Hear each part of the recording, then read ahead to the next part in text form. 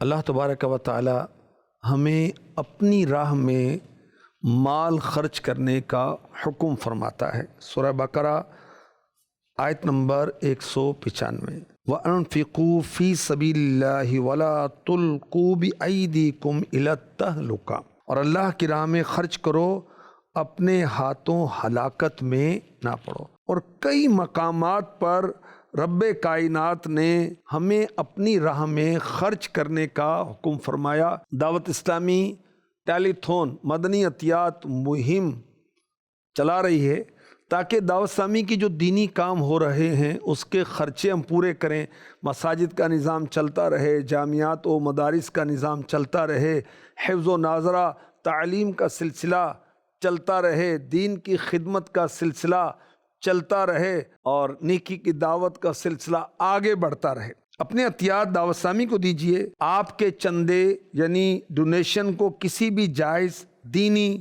اصلاحی، فلاحی، روحانی، خیر خواہی، بھلائی اور آمدنی بڑھانے کے جائز اور محفوظ کام میں لگایا جا سکتا ہے تاکہ بڑھتے اخراجات کو پورا کیا جا سکے۔ مدنی کاموں کے لیے تم ساتھ دو عطار کا۔